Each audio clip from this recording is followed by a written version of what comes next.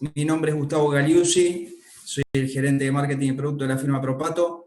Para nosotros es un placer muy grande volver a conectarnos junto a ustedes para poder compartir y transmitir las nuevas tendencias, los nuevos procedimientos y los nuevos algoritmos para poder sobrellevar esta nueva enfermedad denominada COVID-19. En el día de hoy nos convoca un tema muy pero muy importante, el cual van a exponer dos grandes profesionales sobre situaciones críticas en emergencias durante la pandemia del COVID-19. Los médicos que nos van a acompañar en el día de hoy con la charla son el doctor Fernando Chernomordik, es un médico que hoy se encuentra trabajando en Israel, el cual es especialista y médico emergentólogo, especialista en cuidados críticos y especializado en medicina interna y cardiología. Y el doctor Adolfo Savia, además de ser un gran profesional, es un amigo, médico emergentólogo también, jefe del servicio de emergencia del Sanatorio Anchorena, el cual nos van a brindar ambos diferentes perspectivas sobre cómo tratar estas diferentes situaciones. Les recuerdo que cualquier interacción que quieran tener para consultas y preguntas es a través del chat de consultas y preguntas, y a partir de ahí, al final de la charla, vamos a estar contestándolas una a una para que todos puedan tener sus respuestas. Lo mismo cuando finalice el seminario, van a estar recibiendo una encuesta sobre el parecer del mismo y además el link para poder volver a compartir esta experiencia y compartirlo junto a otros profesionales. Desde ya, en nombre de Propato, muy agradecido y les doy el pase a el doctor Adolfo Savia y el doctor Chermonic.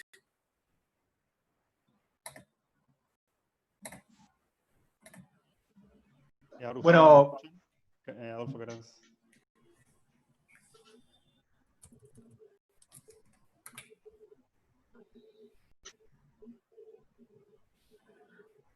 Ahí está. Todo tuyo, Adolfo. Ahí lo veo a Fernando. Fer, ¿se escucha bien?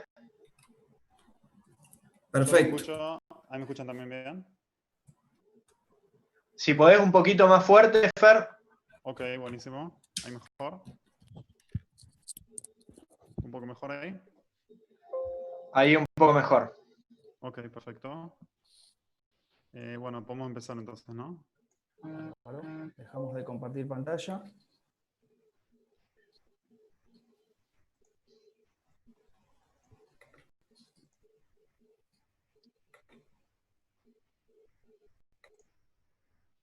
Ahora ahí decime si... No se escucha tan bien, Fer. No sé si tu micrófono lo podés subir un cachito. Ahora ahí un poco mejor. Ahí está perfecto. Ok, buenísimo. ¿La pantalla se ve? Sí, perfecta. El PowerPoint, ¿sí?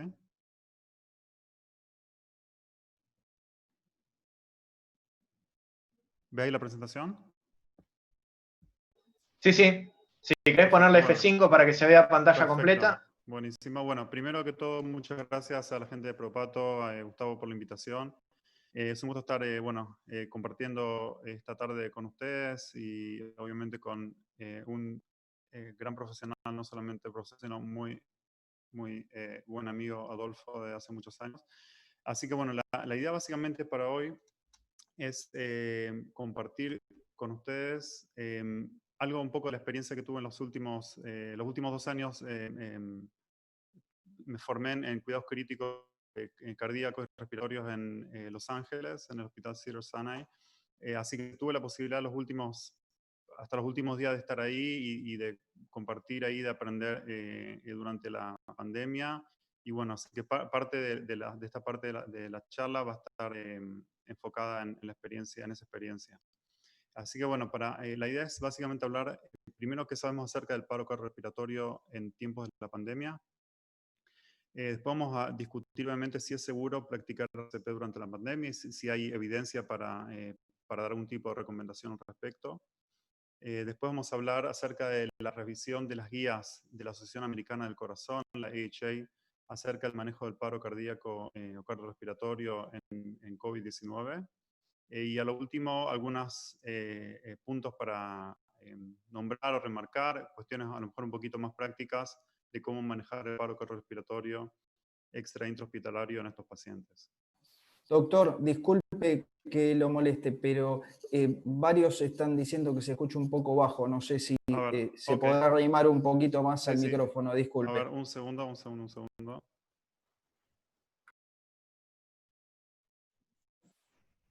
¿Ahí me escuchan? ¿Ahí me escuchan mejor? Antes te escuchábamos mejor, sí, perfecto. ¿Ahora mejor? Ahí. Ok, buenísimo. Un segundo. Ok, ahí se escucha bueno. Sabemos que básicamente la causa más común de paro cardiorrespiratorio en adultos, por lo menos, son las enfermedades del corazón y principalmente las enfermedades coronarias. Y si uno se fija lo que pasó durante estos últimos seis meses y más en este respecto, podemos ver que hay una disminución en la incidencia de hospitalizaciones por infarto agudo de miocardio. Este estudio publicado en New England sobre la experiencia en el norte de California muestra que comparado con el 2019, con el año pasado, hay una disminución en la incidencia de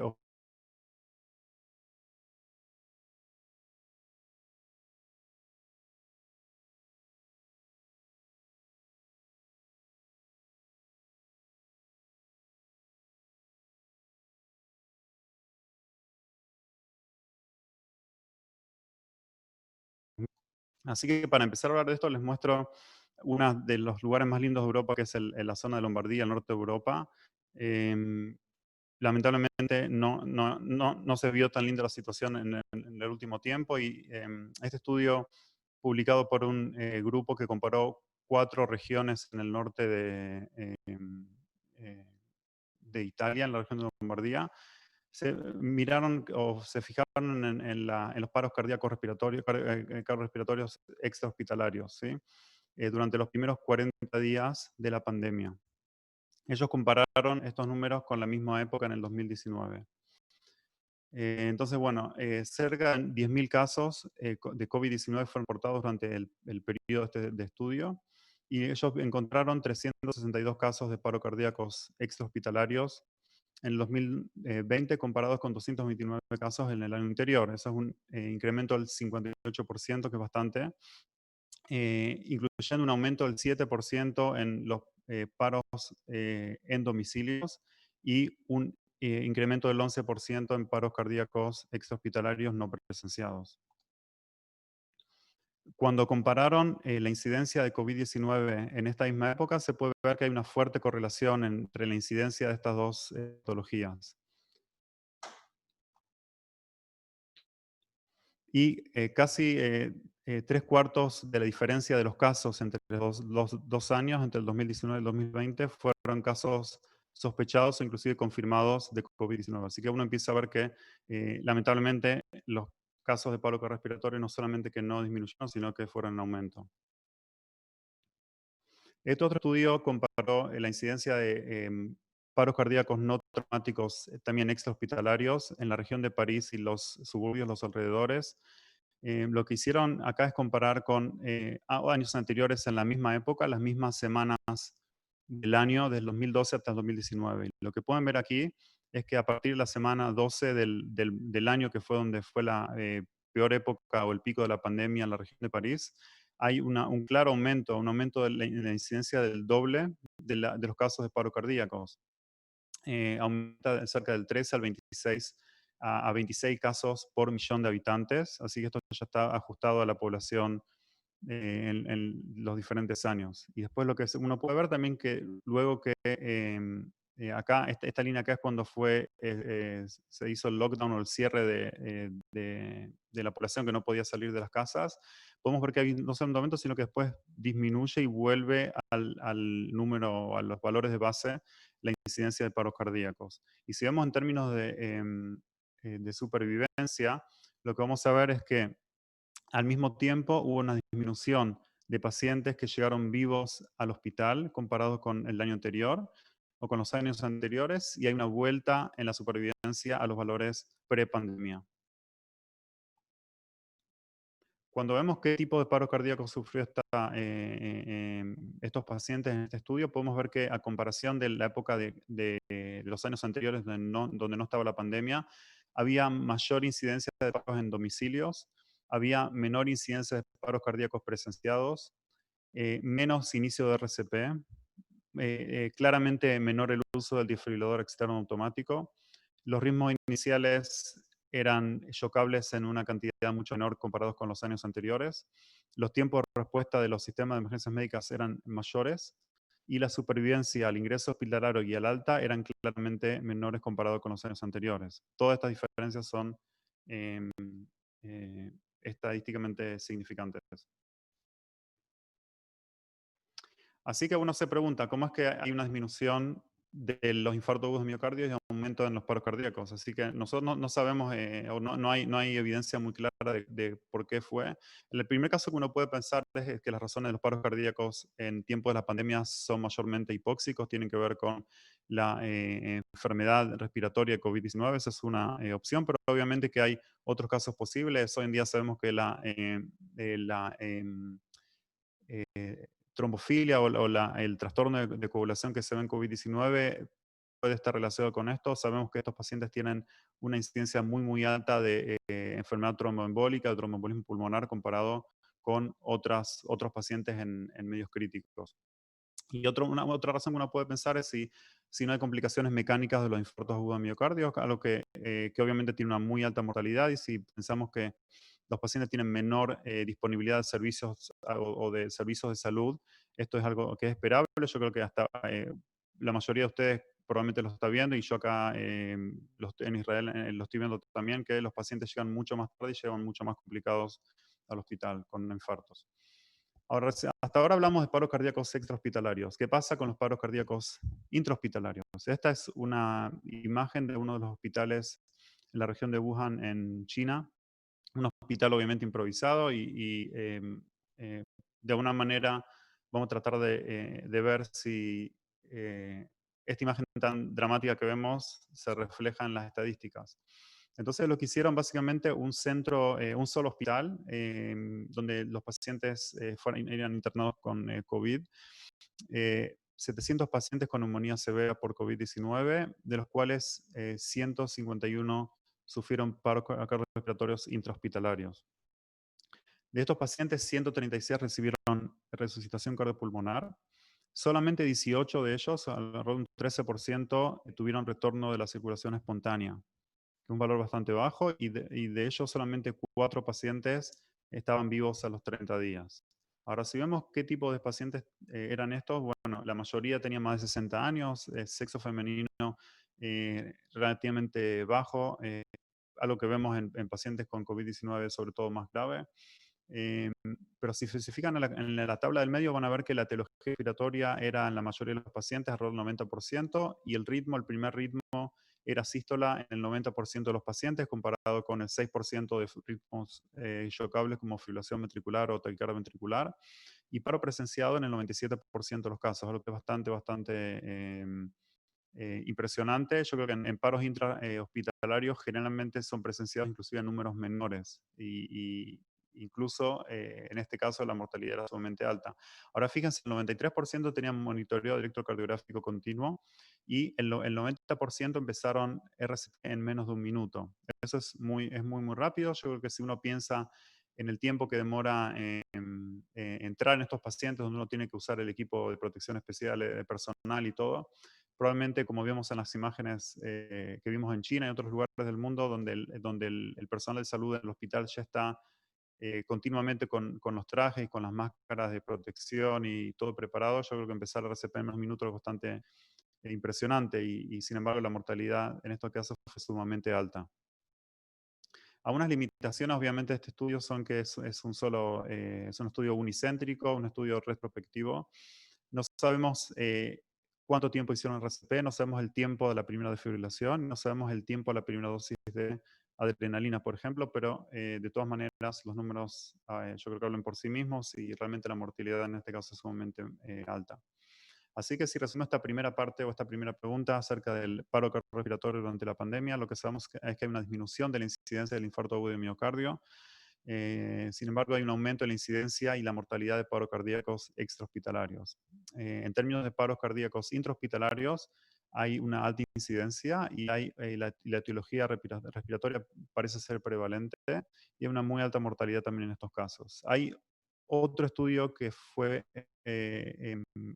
publicado con la gente de Mount Sinai en Nueva York que muestra datos relativamente similares. Que por cuestiones de tiempo obviamente lo traje. La segunda pregunta que planteé para la charla es si es seguro practicar RCP durante la pandemia. Así que el primer estudio que les quiero mostrar es Zaire, un investigador de la zona de Seattle, de Estados Unidos, que fue una de las zonas más golpeadas durante la pandemia.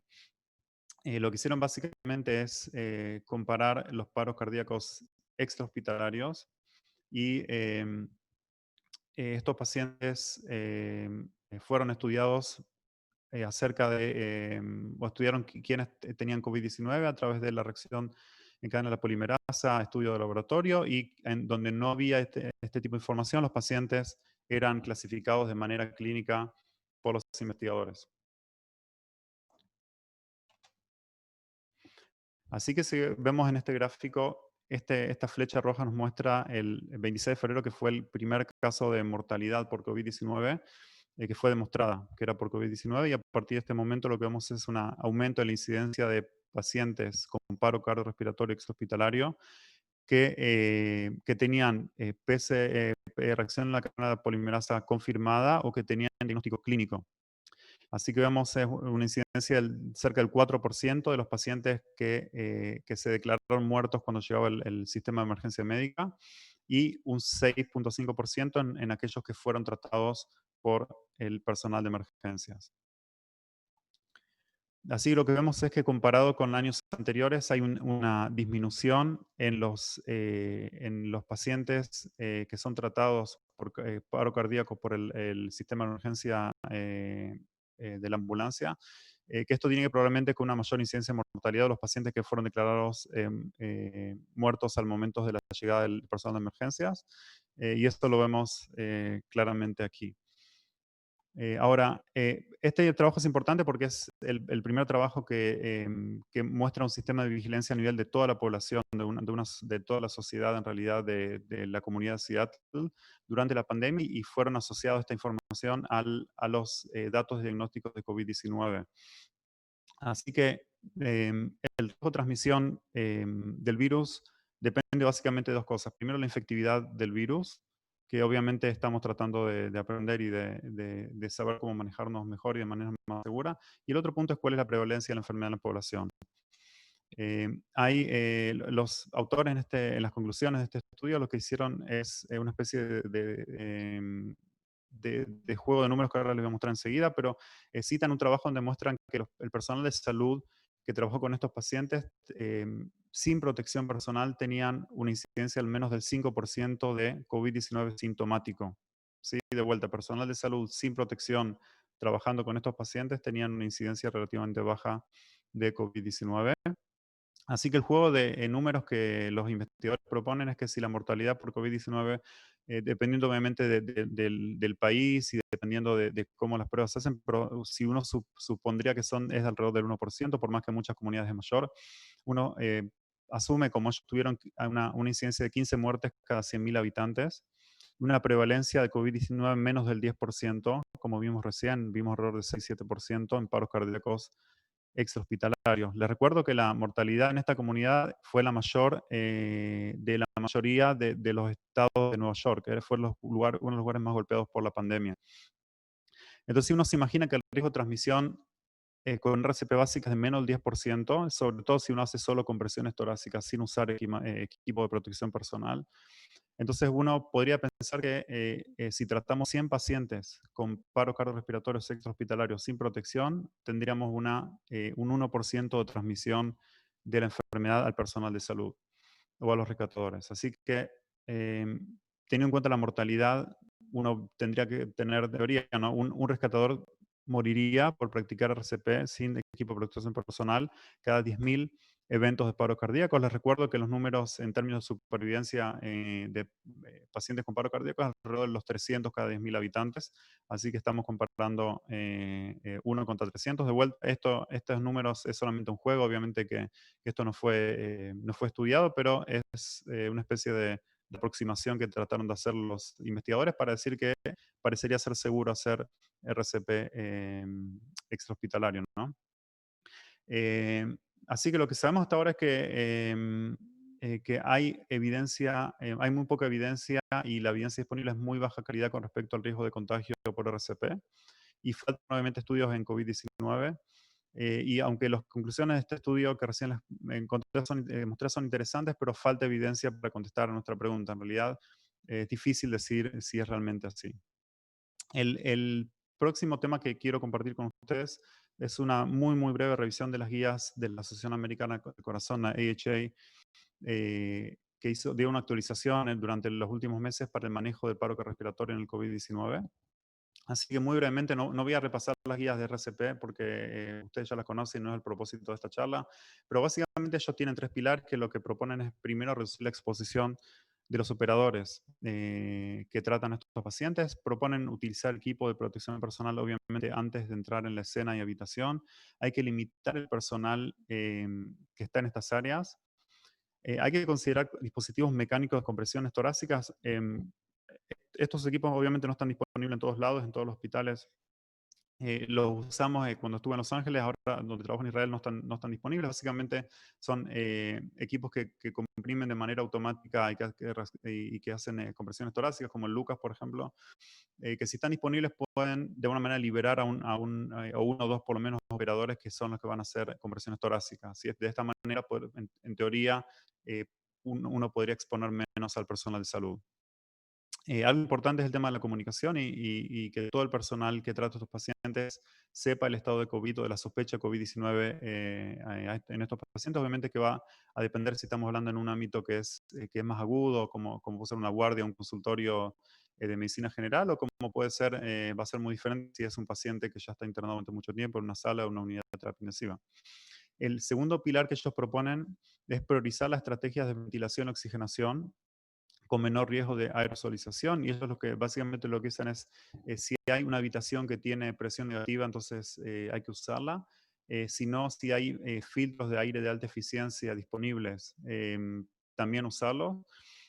Si esto no está disponible, obviamente, y de manera, o sin relación a esto, obviamente que la gente tiene que estar protegida con todo el equipo. Ellos lo que dicen es utilizar los dispositivos de bolsa máscara o la bolsa de resucitación AMBU con un filtro y un muy buen sellado.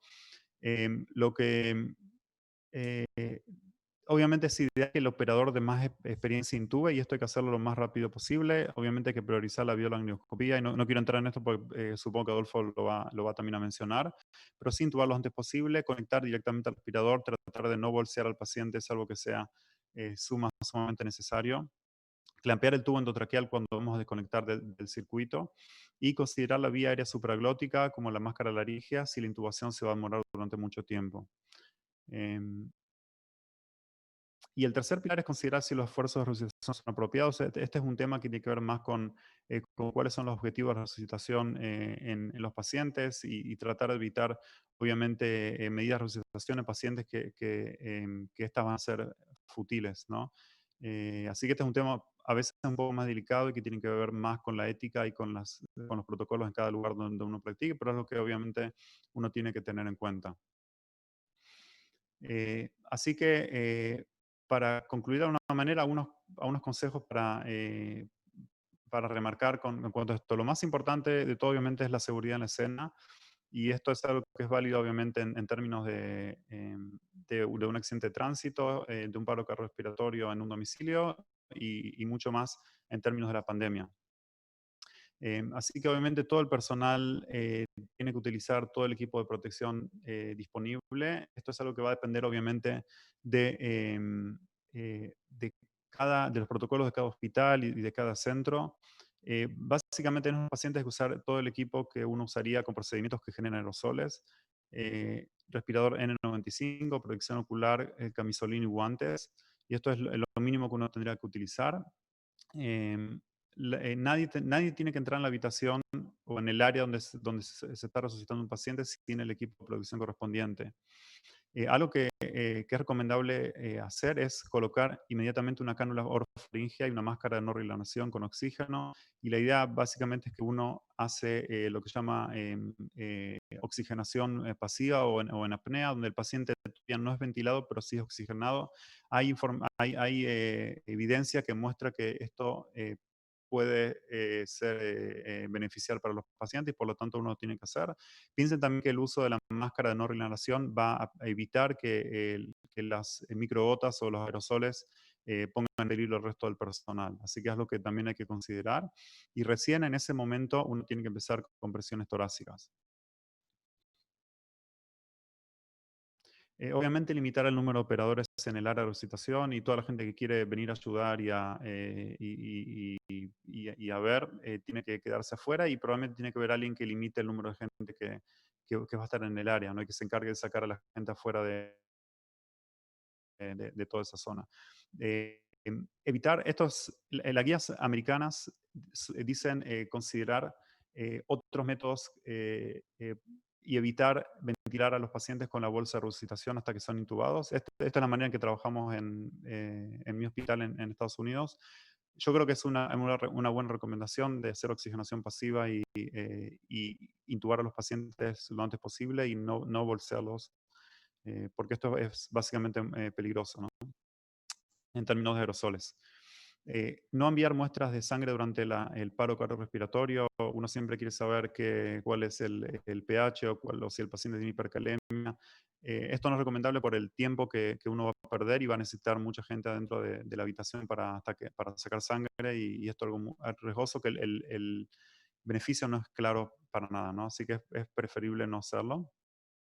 Tratar de mantener la puerta cerrada si es posible. Hay áreas donde obviamente esto no es posible. Si estamos en un área de guardia donde las camas están un lado de las otras, es muy difícil, pero si estamos en una habitación, en una sala o en una sala obviamente de terapia intensiva, hay que tratar de hacerlo. Si cerramos la puerta, hay que tener en cuenta cómo vamos a comunicarnos. Hoy en día tenemos celulares, tenemos altavoz en el celular. Hay hospitales donde tienen equipos de radio y que pueden ayudar un montón a comunicarse mejor entre el personal que está dentro y que está fuera de la habitación. Poner a alguien del miembro o un miembro del equipo de salud que la función de él sea monitorear el uso del equipo de protección personal, cómo nos ponemos ese equipo, cómo nos sacamos el equipo de una manera segura, y esto es lo que es muy, muy beneficial. Así que de alguna manera, si nos imaginamos que la imagen a la izquierda es la habitación del paciente con la cama. Entonces, a la cabecera del paciente estaría el operador que va a manejar la vía aérea. A los pies del paciente, quien es el líder de la resucitación. Ahí donde dice el número 3, a la derecha del paciente, quien va a hacer compresiones torácicas. Si tenemos un dispositivo mecánico para hacer RCP, entonces hay que conectarlo cuanto antes, y si no, hay que pensar en tener a por lo menos 2 compresores que se van a ir intercambiando de acuerdo a las guías de resucitación. Y puede ser esta persona también la que va a ayudar al operador número 1, quien maneja la vía aérea, a conectar o a asistirlo a conectar el tubo endotraqueal al respirador o lo que haga falta. El operador que está al otro lado, en el número 4, puede ser quien va a estar a cargo, va a ser un enfermero o médico que va a estar a cargo del acceso vascular del paciente y de administrar los medicamentos, las drogas que usamos durante la resucitación. La persona número 5 va a ser quien va a manejar el desfibrilador y lo que tiene que ver con el ritmo. Y idealmente, si es una antesala o en una parte más alejada o afuera de la habitación, va a haber alguien que va a ser el monitor del equipo de protección personal, quien va a estar a cargo de asegurarse que el personal va a hacer todo esto de manera segura, tema de ponernos y sacarnos el equipo de protección. Y puede haber que haya alguien que nos asista de farmacia o alguien que nos va a ayudar a preparar drogas afuera. Como ven ahí, el carro de resucitación idealmente tiene que estar afuera porque todo lo que tiene que ver con preparar drogas y todo hay que idealmente hacerlo afuera y limitar de esa manera el tiempo que estamos expuestos. Y obviamente alguien que esté de soporte afuera porque puede ser que haga falta ayudar, intercambiar los compresores o lo que haga falta, obviamente, ¿no? Pero esto obviamente solamente es una idea, de esta manera es lo que tratamos de hacer allá. Es muy importante obviamente adaptarlo al ámbito donde trabajamos, al tipo de sala o de medio donde trabajamos, ¿no? Así que de esta manera se ve la intubación de un paciente durante un paro cardiorrespiratorio. Vemos que el operador está en la cabecera. Ellos están usando el máximo equipo de protección disponible, que son estas máscaras N95 con ese tipo de casco que lo que hace es tirar aire con presión positiva y de esa manera evita que partículas puedan llegar a la vía aérea del operador. Podemos ver que quien opera la vía aérea está usando videolaringoscopía y podemos ver que el respirador está obviamente en stand-by y está preparado para ser conectado al tubo y no tener que lidiar con esto luego de la intubación. Lo último que quiero muy brevemente mencionar es el tema de pacientes que son pronados. La pronación en pacientes con síndrome de distrés respiratorio del agudo y sobre todo en COVID es un tema que es que está muy de moda. Nosotros sabemos que los pacientes son pronados para mejorar la oxigenación, sobre todo con síndromes de distrés respiratorio agudo del adulto graves, ¿no? Y esto aumenta la supervivencia en estos pacientes y no podemos encontrar inclusive personal de la guardia que son llamados a colaborar a un paciente a terapia o al piso con un paciente que tiene un paro cardiorrespiratorio y que está pronado. La pronación básicamente, los pacientes son ventilados, son pronados durante por lo menos 16 horas por día y idealmente tenemos que hacer RCP cuando los pacientes están en posición supina. A veces esto no es posible y no lo podemos hacer de manera segura. Por lo tanto, hay evidencia muy débil para indicar que se puede hacer RCP con un paciente pronado. La posición es en la línea media posterior, debajo de las escápulas, alrededor de las vértebras torácicas 7 de la séptima a la décima, y de esa manera es como se hacen las conversiones torácicas. Puede haber alguien que genera un tipo de contra, que ponga la mano debajo para evitar que el paciente se hunda cuando hacemos las compresiones torácicas. Fíjense que podemos usar el desfibrilador y poner los parches de la misma manera que lo haríamos en un paciente, solamente que la posición va a ser un poco diferente. Vamos a poner un parche en la parte posterior, en la línea media, y otro parche apical, o podemos usar la disposición anteroposterior. Y en el momento obviamente que es seguro volver a supinar al paciente, lo hacemos y seguimos con el procedimiento. Pero esto entró inclusive en las nuevas guías de RCP de la Asociación Americana del Corazón. Hay otras guías, sobre todo del Consejo Europeo de Resucitación y de ILCOR, que es esta organización que reúne a las organizaciones de resucitación americanas y europeas. Ellos tienen unas guías que son un poco diferentes. Yo creo que cada lugar tiene que revisar y escribir sus protocolos de la mejor manera. Decidí no ponerlas acá para no complicar y que no sea más confuso. Así que básicamente, para terminar, lo mejor para hacer en estos casos es básicamente planificar, ¿no? No importa si estamos en una guardia, si estamos trabajando en un servicio de emergencias móviles, si estamos en una sala o si estamos en terapia. Básicamente hay que planificar, hay que practicar, y este es un punto que es fundamental, y si no practicamos, estos pacientes nos van a agarrar de manera no preparada, y no solamente que los resultados no van a ser satisfactorios, sino que vamos a estar poniéndonos en peligro a nosotros también. Así que dijimos planificar, practicar, aplicarlo, no aplicar todo esto a los pacientes, a los pacientes reales, y aprender de los casos. Hay que tratar de hacer debriefing después de cada resucitación, sentarnos con todo el personal, ver qué salió bien, pero también qué cosas hay que corregir, revisar todo esto, volver a planificar y volver a practicar y aplicarlo. De esta manera, yo creo que podemos tener los mejores resultados. Así que yo les agradezco mucho por el tiempo. Estos son mis datos de contacto y bueno, quedo disponible si tienen preguntas o comentarios.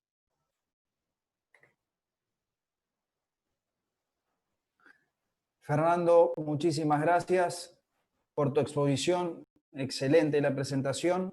Y antes de comenzar con el doctor Savia, tenemos algunas preguntas que hizo la audiencia para contestar.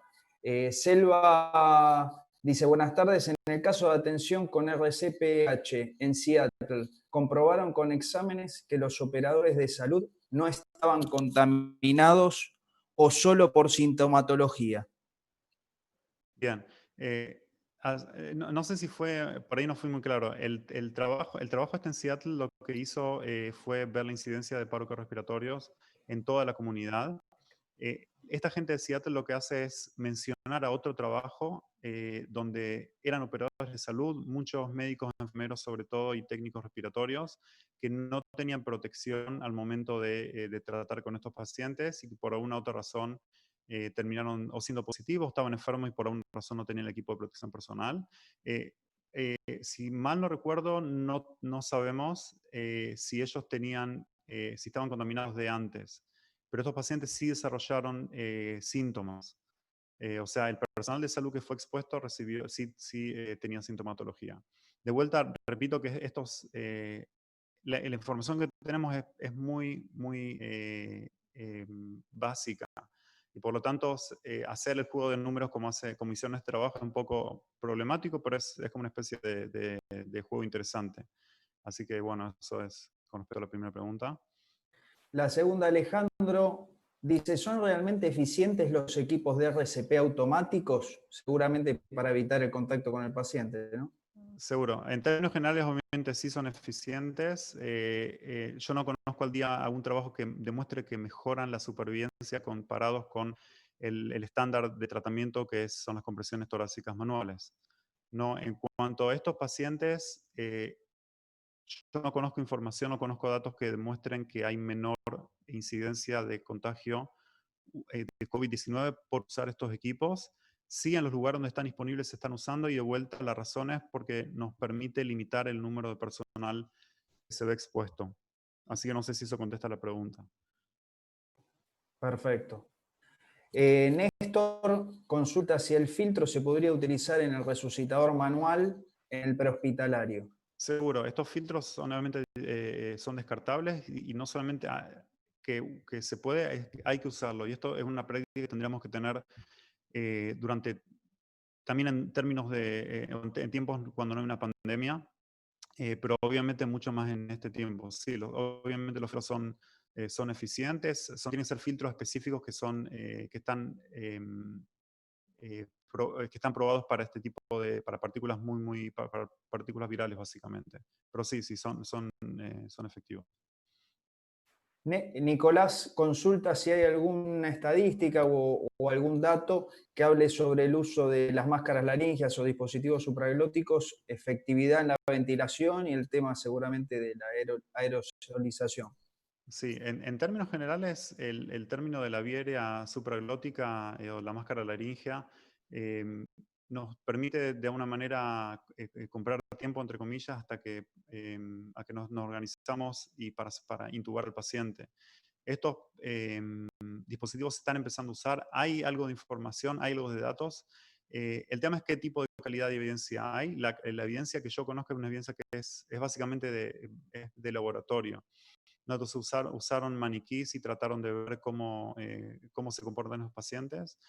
Hay un trabajo donde lo que usaron es un tipo de máscara laringea modificada y lo que ellos hacen es utilizarla y con una cánula de succión, la misma que usamos cuando aspiramos al paciente en la cama, al lado de la cama o en la ambulancia, y la conectaron y lo que vieron en el modelo de laboratorio es que disminuía de manera dramática la aerosolización de partículas. Así que de todas maneras es un tipo de máscara ninja que es especial. Yo no creo que uno tenga que salir ahora corriendo a comprar estas máscaras y usarlas. Yo creo que sí que tienen que estar disponibles en todo carro de resucitación y en todo carro de vía aérea, y que sí son una solución temporaria para manejar la vía aérea de estos pacientes.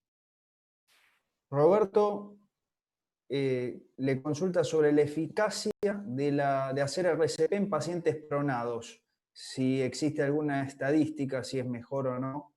Sí, esto de hacer RCP en pacientes pronados, la evidencia que existe es básicamente en, en la gente, en los pacientes en el quirófano.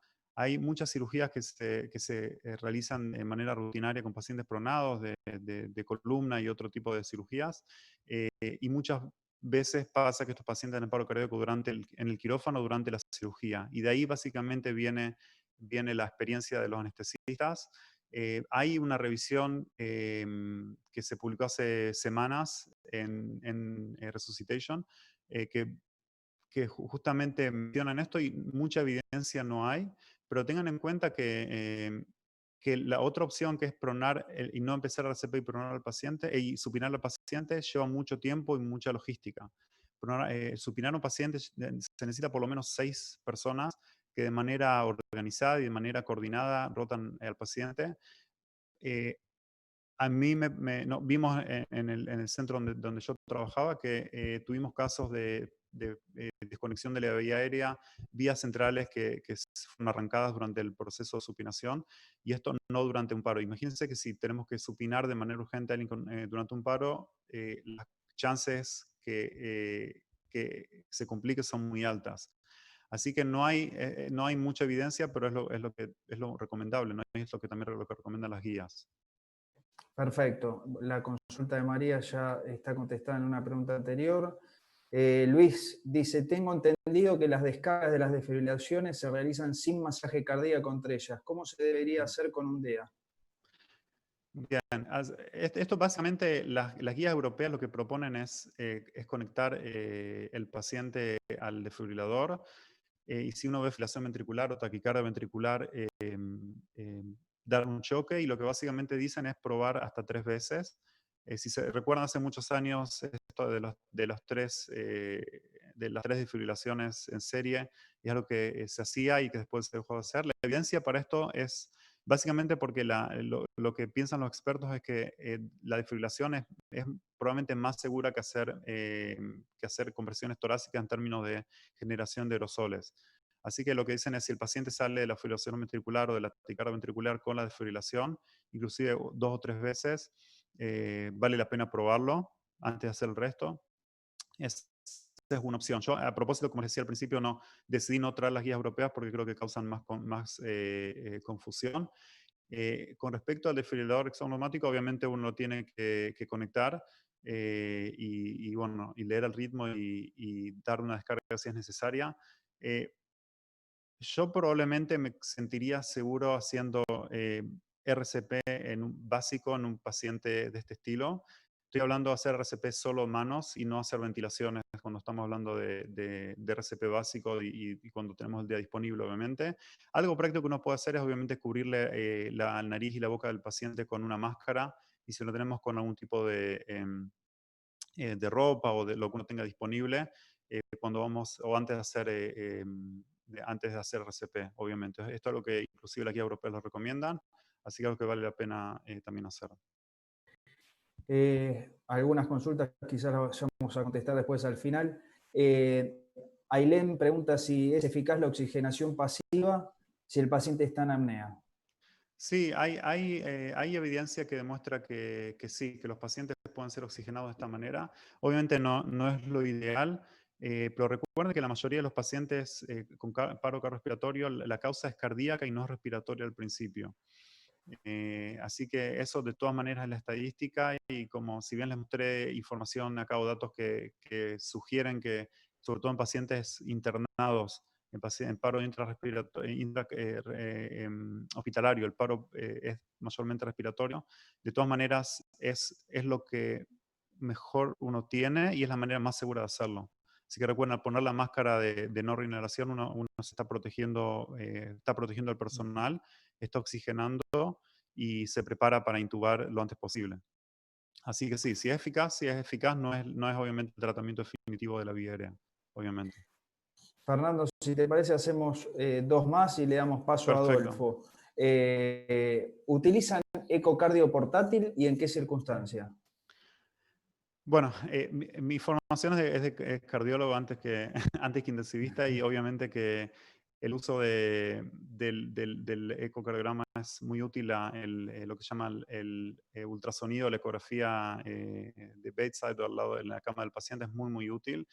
Esto no está en las guías. Mi opinión personal es que sí nos ayudan, y la razón básicamente es que hay estudios que demuestran que cuando uno usa el ecocardiograma durante un paro cardíaco, sí nos puede ayudar a ver pacientes que probablemente no se van a recuperar y que no van a tener retorno de la circulación espontánea, sobre todo pacientes que no vemos ningún tipo de actividad mecánica. Las chances de recuperarse son nulas. Así, cuando vemos que no hay ningún tipo de actividad cardíaca, las chances son nulas. Y por otro lado, cuando vemos actividad eléctrica sin pulso, vemos algún tipo de ritmo en el monitor, pero no encontramos pulso, y vemos actividad mecánica con el ecocardiograma, nos puede indicar de una manera que vale la pena seguir y que puede hacer que este paciente sí se recupere. Y hay un estudio, de hecho, que demostró esto. Así que tener cuidado en no perderse, no perder el tiempo con el ecocardiograma, no perder el tiempo en buscar la mejor imagen y no demorar las compresiones torácicas, la desfibrilación temprana, que son los tratamientos que realmente se demostraron que disminuyen la mortalidad en estos pacientes. Yo creo que es muy útil, pero no está en las guías oficiales en sí mismo.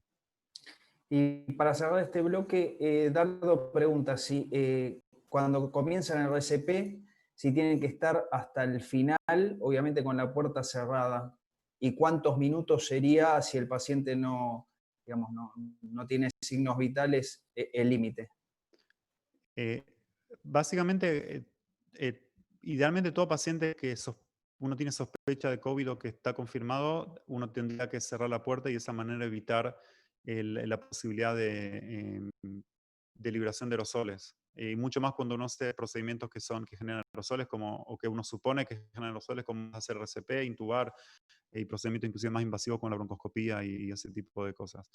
Así que la puerta tiene que estar cerrada todo el tiempo, obviamente. Depende si no hay posibilidad de comunicación con el exterior, es más complejo. Si están en un lugar donde no hay puerta para cerrar, entonces no hay otra opción.